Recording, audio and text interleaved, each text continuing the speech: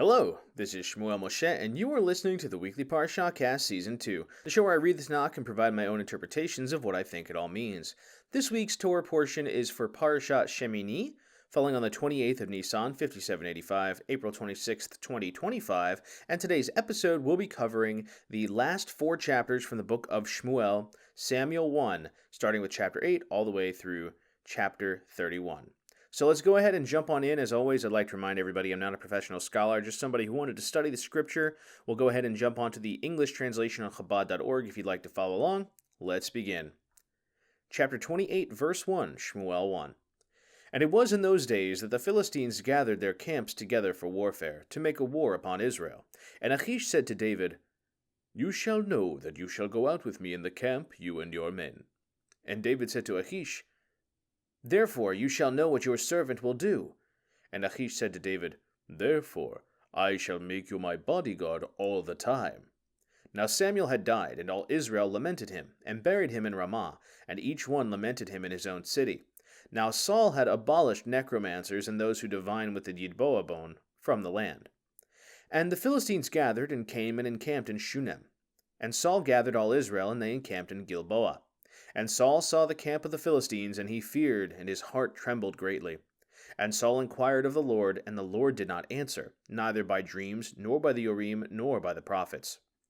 And Saul said to his servants, "Seek for me a necromanceress, and I shall go to her and inquire of her." And his servants said, "Behold, there is a necromanceress in Endor." And Saul disguised himself, and donned other garments. And he went, he and 2 men with him. And they came to the woman by night, and he said, "Divine now for me with necromancy, and conjure up for me whom I shall tell you." And the woman said to him, "Behold, you know what Saul has done, that he has abolished the necromancers and those who divine by the Yidboa bone from the land. And why do you lay a snare for my life to cause me to die?" And Saul swore to her by the Lord, saying, "As the Lord lives, no punishment will happen to you for this thing." And the woman said, "Whom shall I conjure up for you?" And he said, "Conjure up Samuel for me." And the woman saw Samuel, and she cried aloud. And the woman said to Saul, saying, "Why have you deceived me? For you are Saul." And the king said to her, "Fear not, for what have you seen?" And the woman said to Saul, "I have seen angels ascending from the earth." And he said to her, "What is his form?" And she said, "An old man is coming up, and he is wrapped in a cloak." And Saul knew that he was Samuel. And he bowed down with his face to the ground and prostrated himself. And Samuel said to Saul, "Why have you roused me to bring me up?" And Saul said, "I am greatly distressed, and the Philistines are battling against me, and God has turned away from me, and has not answered me any more, neither through the prophets nor through dreams. And I have called you to let me know what I shall do." And Samuel said, "And why do you ask me when the Lord has turned away from you, and has become the supporter of your adversary? And the Lord has done to him as he spoke by me, and the Lord has torn the kingdom from your hand, and has given it to your fellow, to David. Because you did not listen to the Lord's voice, and you did not execute the fierceness of his wrath against Amalek. Therefore the Lord has done this thing to you this day. And the Lord will also deliver Israel with you into the hand of the Philistines, and tomorrow you and your sons will be with me. Also the Lord will deliver the camp of Israel into the hand of the Philistines." And Saul hastened and fell his full length to the ground, and he was very frightened because of Samuel's words. Furthermore, he had no strength, for he had not eaten bread all that day and all that night. And the woman came to Saul, and saw that he was very much terror-stricken. And she said to him, "Behold, your handmaid listened to your voice, and I have put my life in my hand, and obeyed your words which you spoke to me. And now I pray you, you also listen to the voice of your handmaid, and let me place before you a morsel of bread, and eat, and you will have strength when you go on the way." And he refused, and said, "I shall not eat." And his servants and also the woman urged him, and he listened to their voice. And he arose from the ground and sat upon the couch. And the woman had a fatted calf in the house, and she hastened and slaughtered it, And she took flour and kneaded it, and baked from it unleavened cakes. And she set it before Saul and before his servants, and they ate. And they rose and went away on that night. End of chapter 28. Wow, so this is wild. So first up, here's what's happening. The Philistines are getting ready for war, and their method of warfare is all the different chiefs of the Philistines will gather together, and they'll assemble their camps, and David goes with Achish. Remember, he is now Achish's top guy, and or at least he's been serving him faithfully, so he thinks. And so he says, David, you're coming with me. You're my guy. And David says, then you'll know what your servant will do. And Achish says to him, therefore, I will make you my bodyguard. So basically, he's telling David, I trust you so much that you're going to be my personal guard. Now, it says also that Samuel had died, and everybody was mourning him across the land, and Saul no longer has he's abolished necromancy. So necromancers, people who raise or talk to the dead, right? He has abolished this, as well as those who do divination, when it says with the Yidoa bone. So these two different techniques for getting divination. And mind you, divination is forbidden in the Torah as well. Anyway, the Philistines all gather, and Saul and his Israelites also encamp in Gilboa across from the Philistines, and he sees them and he's terrified. And so he tries to ask God for guidance, and he does not answer. No dreams, not the Urim, nothing, not the prophets. Nobody can get answers from God. God has abandoned him. And so he says, well, I need a necromancer. So he asks, and they find one in this place called Endor, a woman who knows necromancy, and he disguises himself and goes to her and says, I need you to do some necromancy. And she says, what are you trying to do? You're going to get me killed. Don't you know King Saul has made this illegal? And he insists, like, no, I promise you'll be fine. So sure enough, that's exactly what she agrees to do. And then as she calls forth, who do you want me to summon? He says, I want you to bring me Samuel, the prophet. So that's exactly what comes. She suddenly is overwhelmed because she realizes in doing this, she gets the truth revealed to her.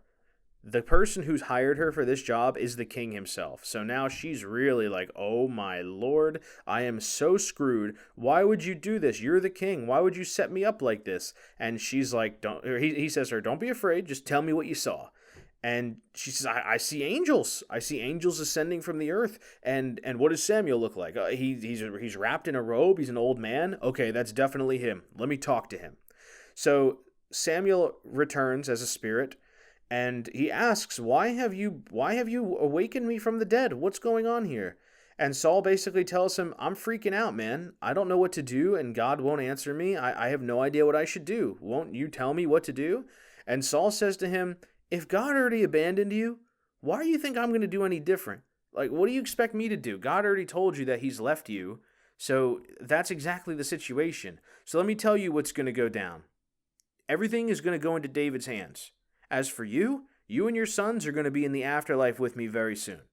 So now Saul is overwhelmed, and he tells him, this is happening because you did not follow the instructions that were given to you when God told you to slay Amalek. You failed. So this is why this is happening to you.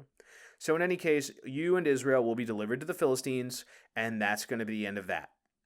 Saul is so just overwhelmed with grief at this, he just lays flat, and he just kind of like, he gives up, you know? And he doesn't want to eat either. He's really hungry. He'd been fasting. He'd starved himself, basically, probably because he was in such a hurry and such a panic, and maybe because he wanted to try to exact some kind of retribution of like, hey, give me a break here. I even fasted. But the woman says, listen, have some food. Please eat. And he's like, no, I'm not going to eat. And then she and his men insist, and so he's like, I guess he agrees to eat. And then it says that they left. So Saul basically knows he's done for, and that's the end of the chapter. Let's go on to chapter 29 of the book of Samuel, verse 1, and continue from there. Verse 1. And the Philistines gathered all their camps to Aphek, and the Israelites were encamped by the fountain which is in Jezreel. And the lords of the Philistines were passing on by hundreds and by thousands, and David and his men were passing in the rear with Achish.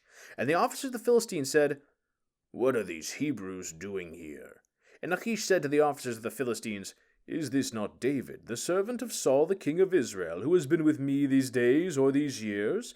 And I have found no fault in him from the day he fell in with me until this day. But the officers of the Philistines were enraged against him. And the officers of the Philistines said to him, return the man, and let him return to his place, where you have appointed him, and let him not go down with us into the battle, lest he become an adversary to us in the battle. And with what will this one reconcile himself to his master? Is it not with the heads of those men? Is this not David of whom they sang with musical instruments, saying, Saul has slain his thousands, and David his 10,000s? And Achish called to David and said to him, As the Lord lives, I swear that you are upright, and your going out and coming in with me in the camp is good in my eyes, for I have not found in you any evil from the day of your coming to me until this day. But you are not good in the eyes of the lords. And now return and go peacefully, and do not do evil in the eyes of the lords of the Philistines. And David said to Achish, But what have I done, and what have you found in your bondsmen until this day, that I shall not come and wage war against the enemies of my lord the king? And Achish answered and said to David, I know that you are good in my eyes, like an angel of God, but the officers of the Philistines have said, Let him not go up with us into the battle. And now, arise early in the morning with your master's bondsmen who came with you, and you shall arise early in the morning when it is light for you, and go. And David arose early, he and his men, to go in the morning to return to the land of the Philistines, and the Philistines went up to Jezreel. End of chapter.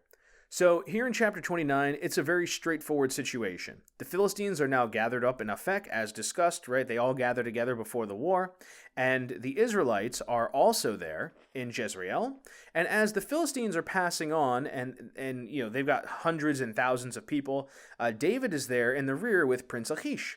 And they see David, and they say, What are these Israelites doing here? What are these Hebrews doing here?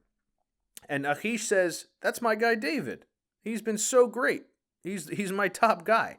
My top guy. I can count on him for everything. So it's no problem, right? He's my top guy. And they say to him, Are you crazy? Send him back. Do you not understand? Like, he's going to be a problem for us. If he comes into the war with us, what do you think's going to happen? During the war, he's going to turn on you. We can't have that chance. So get him out of here. Is that not how he's going to make peace with Saul? He's going to betray you. He's going to turn on the Philistines. Get him out of here. So Achish tells David, he's like, David, listen, you're my top guy. I trust you completely. In my eyes, you are perfect, but they will not accept you to go to war with us, so I'm sending you back. And David's like, but my prince, have I not done good? And he says to him, No. I know you are like an angel, but I must not take you into battle. So please, in the morning, you go back with your guys, go back to your camp, and we'll call it from there.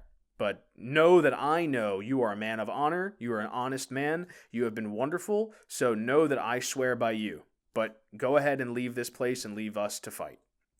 So David agrees, and they ultimately leave the battle. So this is a very interesting situation because it is quite possible that during this war that the Israelites would have been delivered, but because David was there, they would have been delivered to David, right? But because David won't be there, they can't have any presence of God on their side because Saul has lost the mandate of heaven. So it's very interesting. The Philistines were probably not wrong in thinking this. They were very, very smart in thinking about this possibly happening. So it's very, very, very intelligent of them to say, turn him away, get him out of here, because we can't possibly have him turning traitor on us, returning to the Israelites and fighting us while we're in the middle of war. Smart strategic decision. So now let's go ahead and move on to chapter 30, verse 1, book of Samuel 1. And it was when David and his men came to Ziklag that on the third day the Amalekites had raided the south and Ziklag, and they had smote Ziklag and burned it with fire. And they had captured the women who were therein, but they slew no one, neither big nor small, but led them away and went on their way. And David and his men came to the city, and behold, it was burned with fire, and their wives and their sons and their daughters had been captured. And David and all the people who were with him raised their voice and wept until they had no strength to weep. And David's 2 wives were captured, Ahinoam the Jezreelitess, and Abigail the wife of Nabal the Carmelite. And David was in dire straits, for the people spoke of stoning him, for the soul of all the people was grieved, each man concerning his sons and concerning his daughters. But David strengthened himself in the Lord his God. And David said to Abiathar the priest, the son of Ahimelech, Bring near to me now the ephod. And Abiathar brought the ephod near to David. And David inquired of the Lord, saying, Shall I pursue this troop? Will I overtake them?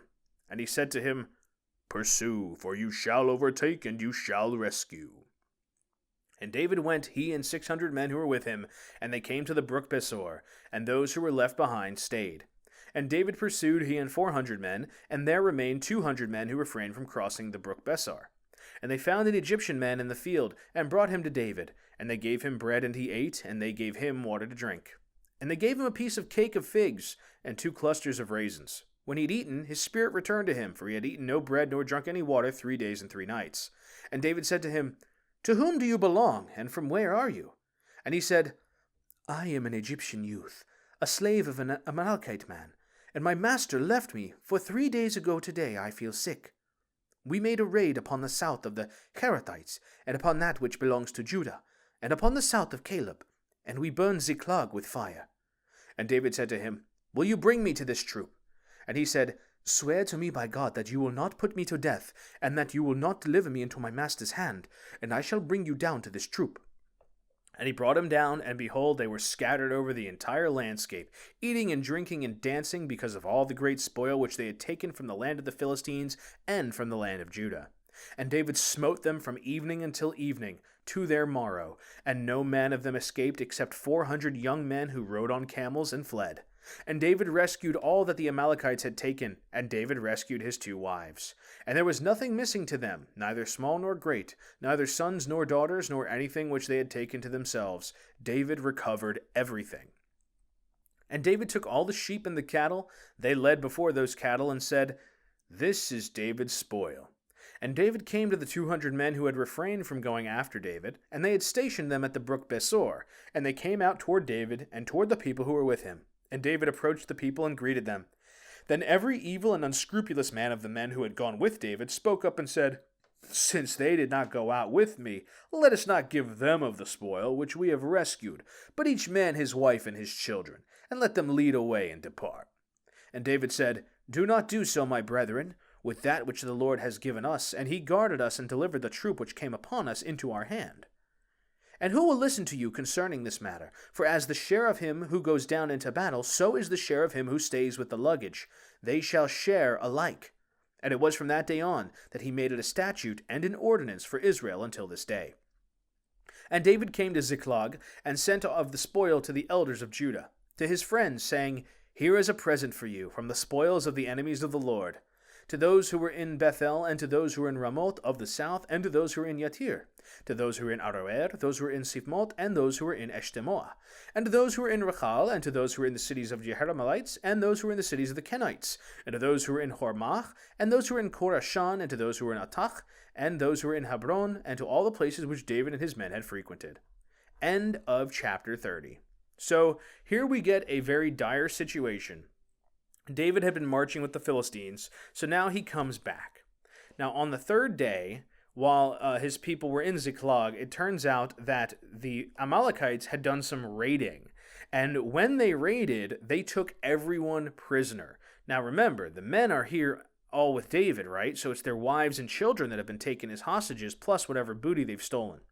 So when they get back and they see that Ziklag, which was their land in the Philistine area, was now just completely raided, they wept. They broke down in tears. And it was so bad that there was talk of killing David. They were going to stone him for this happening while he was under his watch. So this is basically like a mutiny was about to happen.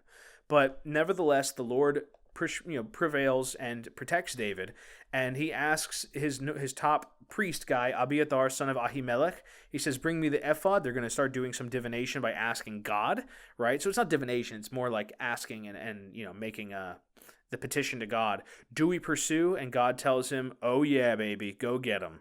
So David goes with his 600 men, and at the brook Besor, he leaves behind 200 of them to guard their things. The other 400 go off to war. Now, if we recall, this has happened before in David's army. Well, as they're on the way, they come across an Egyptian slave. He's very weak. He has not eaten any food in 3 days, nor any water. And they basically rescue him from death. And they ask, who are you and where do you come from? And he tells them, I'm an Amalekite slave, but I got sick, so my master left me behind. And just the other day, we raided all these places, including Ziklag, right? We lit it on fire. So they know that he's telling the truth. And he says, well, okay, Egyptian guy, can you bring us to the Amalekites? And he says, well, I can if you promise not to hurt me and not to give me over to the Amalekites, my master. And David's like, okay, deal. So they go and they find them, and they're dancing and celebrating and having a great time because guess what? We just had a successful raiding party. Congratulations. So they are now in the middle of merriment. Well, their party is over because David shows up with his 400 guys and they slaughter them. And it says that only 400 of them managed to escape, but the 400 youths that get away, it is interesting that this is Amalek and they fail to once again destroy Amalek. It's a recurring trope in the history of the Jews and the Israelites. Nevertheless, 400 soldiers are spared, and I do think it's interesting that the amount that got away is the same amount of soldiers that David had with him. I don't know what to make of that other than it being somehow relevant to me, like they were allowed to survive, these 400 youths. But nevertheless, the entirety of who was taken hostage is rescued, so all of their wives, children, they're all saved. And on top of this, they get also all the cattle and spoil, so David takes the stuff back, and they get back to the guys that he left behind, the other 200 who were in charge. And it says that evil and unscrupulous men. So recall that when David was first building his army, who were the ones that came to him? They were guys who were already kind of down on their luck, other exiles and outcasts, and included people who were kind of not the best quality individuals. Like they had burdens in their life that came from their social standing. So these were guys who had nothing going on. Well, some of them are still kind of scoundrels, it seems, and they're like, well, why don't we just give them their wives and children and not give them any percentage of what we just raided since they didn't help? And David says, no, that's wrong. Their job of protecting the stuff that we have back here while we went to war is just as important. So their portion is equal to ours. And so it says this becomes a law from this day forward, a statute, that the portion is shared both from the defenders and the ones who went out to war. This is really a good leadership on David's part. Nevertheless, what happens next, he also brings up that the Lord gave this to us. It's not like you earned it, God gave it to us. So there you go. In any case, he returns to Ziklag and he starts setting out the spoil as gifts to all the elders of Judah and to his friends. And it's just a really important statement. So from Bethel all the way down to Athach and Hebron, everywhere that David and his men had usually traveled, all his, recurring allies, you could say, those are the ones that received the reward. So now we go ahead and move on to chapter 31, the last chapter in the book of Samuel. Let's begin with verse 1. And the Philistines fought with Israel, and the men of Israel fled from before the Philistines, and the slain fell on Mount Gilboa. And the Philistines overtook Saul and his sons, and the Philistines slew Jonathan and Abinadab, and Malchishua and Saul's sons. And the battle fell heavy upon Saul, and the archers found him, and he was very much frightened of the archers. And Saul said to his weapon-bearer, Draw your sword, and run me through with it, lest these uncircumcised men come and run me through and mock me. But his weapon-bearer was unwilling, for he was very much afraid. And Saul took the sword and fell upon it. And his weapon-bearer saw that Saul had died, and he also fell upon his sword and died with him. And Saul and his 3 sons and his weapon-bearer died. Also all his men died together on that day. And the men of Israel who were on the other side of the valley, and who were on the other side of the Jordan, saw that the men of Israel had fled, and that Saul and his 3 sons had died. And they left the cities and fled, and the Philistines came and occupied them. And it was on the morrow that the Philistines came to strip the slain, and they found Saul and his sons lying on Mount Gilboa. And they severed his head and stripped his armor, and they sent them around in the land of the Philistines, to spread the tidings to the house of their idols and to the people. And they put his armor in the house of Ashtaroth, and they impaled his body on the wall of Bethshan. And the inhabitants of Yabesh Gilead heard about him, that which the Philistines had done to Saul. And all the brave men rose, and went all night, and took Saul's body, and his sons' bodies from the wall of Bethshan. And they came to Yabesh, and burned for them there. Then they took their bones, and buried them under the tree in Yabesh, and they fasted 7 days. End of chapter 31. Tragedy strikes the land of Israel. It says that the war happens, the Philistines and the Israelites fight, and the Israelites are overwhelmed. They flee from the Philistines, and of course, tragically, Saul's sons as well as Saul himself all die. So it says they overtook Saul and his sons. The Philistines slew Jonathan and Abinadab and Malchishua, Saul's sons. Now this is really significant. Remember, David was originally going to be part of this war, but he was turned away. Now there are 2 aspects to this. In the previous chapter, we find out that by being sent away, they were able to rescue the people who had been taken captive by the Amalekites. So it was very important that they were sent away. But we also have to remember the covenant that was forged between Jonathan and David. He promised to honor his house, to not wipe out his house.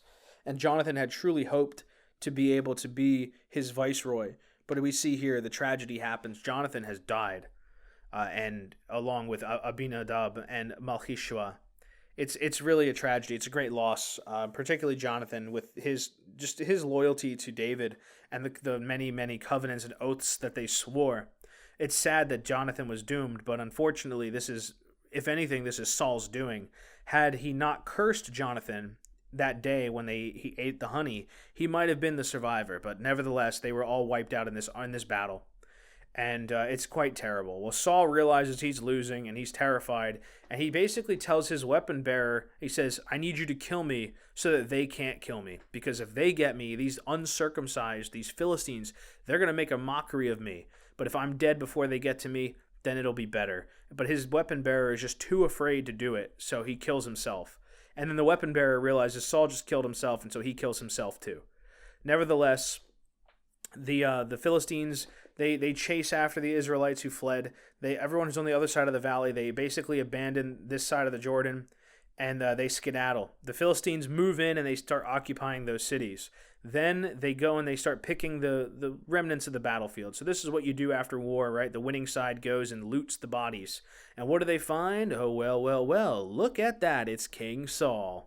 So they take his armor, they cut off his head, and they make a show of it all over the land of the Philistines. They show it around, they store the armor in the temple of Ashtaroth, and they really make a mockery of Saul, while also proclaiming that their God is better, basically, right? That's the whole point. They're glorifying their own idols because they were victorious in battle.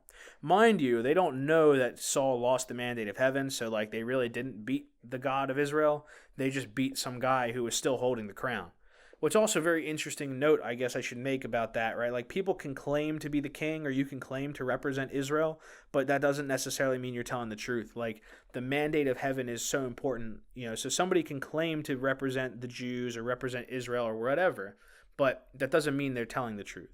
And just like Saul here, he was still the king of Israel. He was still making the rules, even though he well knew that he was no longer really the king according to God. But it took a long time for this to be resolved, didn't it? At least half a year to a year. So just because someone's in a position of authority representing the people of Israel does not mean they actually are the representatives of God. Just worth mentioning, because I think this is a really significant lesson to take from the story of Saul and the Philistines. Not only is it bad enough that he did that, but now it makes the Philistines look good because this so-called king of Israel just got killed. And that only happened because why? Because he stuck with his throne instead of giving it over, and thus made Israel look like they were abandoned by God, or whatever you want, or their God was weaker. You could choose the translation, but ultimately that's what I think is the real takeaway here. You can't do that. This when you claim that you represent God and then you lose, you just make God look like a loser. Everybody knew at this point that it was David, at least everybody who matters, right? They knew that David had the mandate of heaven, so Saul could have instead turned it over to David and he would have won, but he didn't. And this is now the situation. It's really, it is quite upsetting, though, that Jonathan dies as well. So, yeah, basically, it's a big success for all of the Philistines. They conclude, right, his armor is in the house of Ashtaroth, so it's a temple of their god. And they impale his body on the wall of Bethshan along with his sons, right? So they take, all of his sons and him, and they basically hang him up on the wall as an ornament. And they also had his head cut off and waved it around on a pike to show people, hey, look, it's the king of the Israelites. But what happens is brave men of Yabesh Gilead, they hear about what happened to Saul and his sons. And so at night, they sneak over there and they take Saul and his sons' bodies from the wall and they bring them there and burn offerings for them there in Yabesh for 3 days. Or not for 3 days, but they burn for them there, and then they fast for 7 days after they bury them under the tree in Yabesh. Now, recall, I think this might have been one of the places that Saul often did his meditation. He'd be sitting under this tree, right? So they bury them under this tree together, and then the people fast for 7 days. So that's the end of the book of Samuel. It's very interesting that the next book is also called Samuel because Samuel has died, as well as most of the people from the era of Samuel, but now we're pivoting into, I assume, the rise of King David. Nevertheless, this is such a wild situation. I mean, it's really just, Israel losing so horribly and losing their king and princes. The house of Saul fell because of Saul's own actions. That's really the takeaway. And had he just backed down and given the house over to who was truly anointed and honored the things that he knew were right, this would not necessarily have happened, would it? But he sealed their fate and unfortunately destroyed all of his house. So, or at least his sons of fighting age at the army. That's all for now. Until next time, this has been Shmuel Moshe with the Weekly Parashahcast Season 2. Thank you for listening. We'll be beginning the next book of Samuel in our next episode. But until then, as always, Baruch Hashem.